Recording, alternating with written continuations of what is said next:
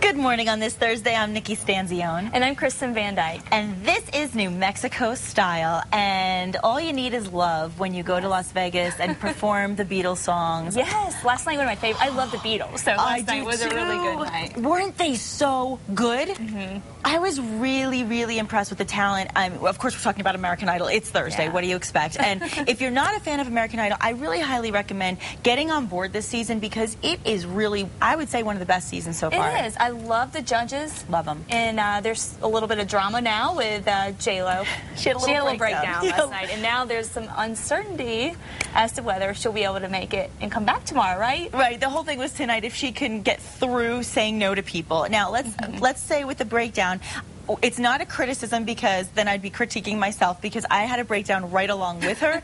I am a huge sap. I was hysterical crying when she was hysterical crying. And for those of you who missed it, basically one of the fan favorites who we have talked about before, his name is Chris, really talented guy, had a girlfriend in an accident, his fiance in fact, and she came on the show, and he's just a guy of great character, and they had to let him go because ultimately they can only pick 12 guys. Right.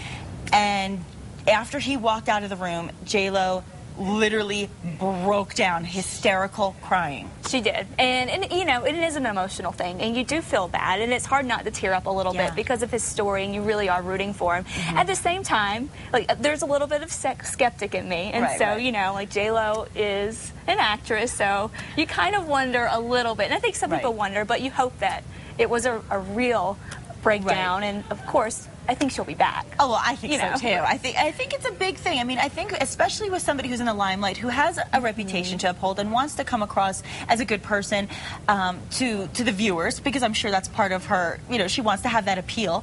But I think at the end of the day, when you are a performer and you know how many times you get rejected in this business, it is hard to be the one to say no to somebody who has that kind of hope and let the hope die for that moment. And you know, to be an actor, you have to pull from all kinds of emotions. So usually you are emotional already. So maybe she was just expressing her true emotions there. So, you know, I think a lot of people are probably debating it, but either way, it was sad to see him go. Well, I was talking to Denise before the show, and she's a skeptic. She said, oh, come on, I know, wow. But, you know, and I'm sure there's a lot of people saying that too, but in my heart, I feel like she was genuine, and my heart breaks for this kid. But I think he's going to be just fine. A lot of people will be pulling for him. So too, you know, it's going to be a great season. He got a lot of attention, so you never know.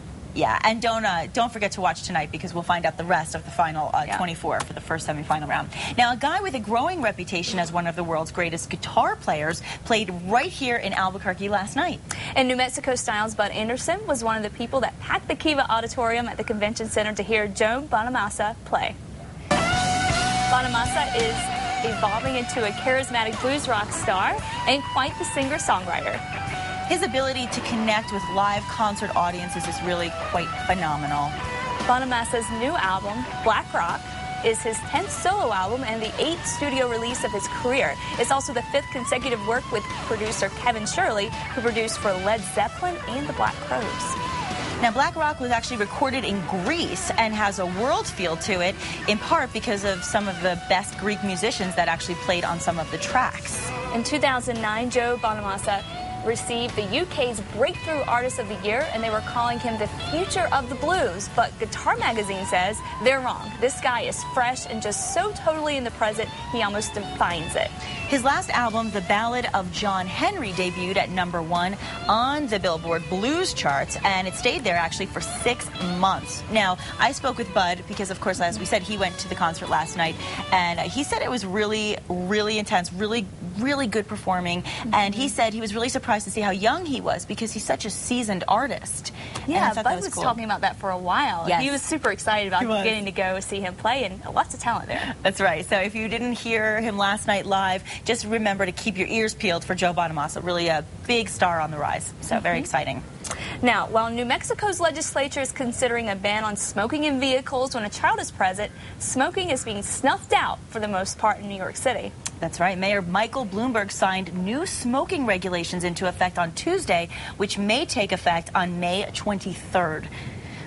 Now, I think they actually do take effect on May 23rd, because this is what's going on.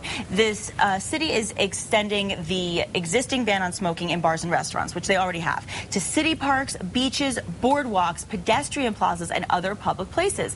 New Yorkers will still be able to smoke on sidewalks, parking lots, streets, and in their homes, if their landlords allow it. The Big Apple joins Chicago and San Francisco fighting secondhand smoke in public places.